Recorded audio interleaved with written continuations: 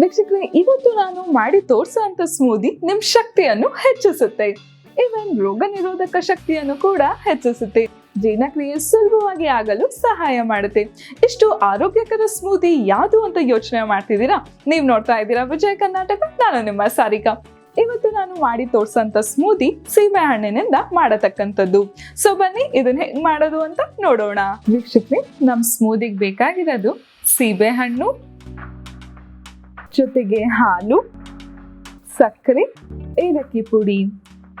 ಮೊದಲು ಸೀಬೆ ಹಣ್ಣನ್ನ ಚೆನ್ನಾಗಿ ತೊಳೆದು ತಗೊಳ್ಳೋಣ. ಆಮೇಲೆ ಇದನ್ನ ಕಟ್ ಮಾಡ್ತಿರ್ಬೇಕಾದಾಗ ಬೀಜ ಸಮೇತ ಕಟ್ ಮಾಡ್ಕೋಬೇಡಿ. ಆದಷ್ಟು ಬೀಜಗಳನ್ನ ಅವಾಯ್ಡ್ ಮಾಡ್ಕೊಳ್ಳಿ. ನೋಡಿ, ನಾನು ಆದಷ್ಟು ಬೀಜಗಳನ್ನ ಅವಾಯ್ಡ್ ಮಾಡಿ ಕಟ್ ಮಾಡಿದ್ದೀನಿ.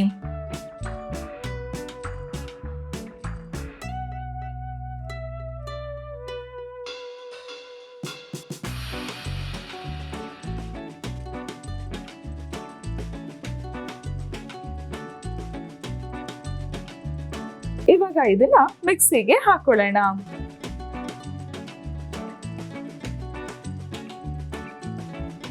ನಾವು ಸ್ಮೂದಿ ಮಾಡ್ತಿರೋದ್ರಿಂದ ಸ್ವಲ್ಪ ಥಿಕ್ ಕನ್ಸಿಸ್ಟೆನ್ಸಿಲಿದ್ರೇನೆ ಒಳ್ಳೇದು. ಹಾಗಾಗಿ ಒಂದ್ ಸೀಬೆ ಹಣ್ಣಿಗೆ 1.5 ಲೋಟದಷ್ಟು ಹಾಲನ್ನ ಹಾಕೊಬೇಕು.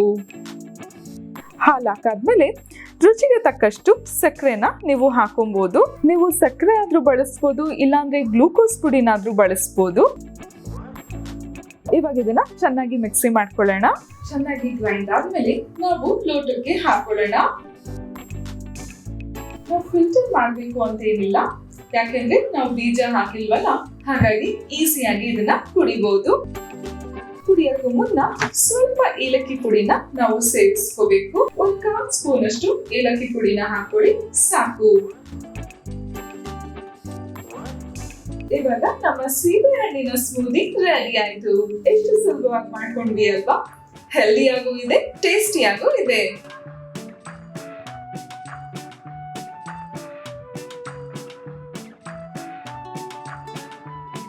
ಎಷ್ಟು ಈಸಿಯಾಗಿ ಈ ಸ್ಮೂದಿ ಮಾಡ್ಕೊಂಡ್ವಿ ಅಲ್ವಾ?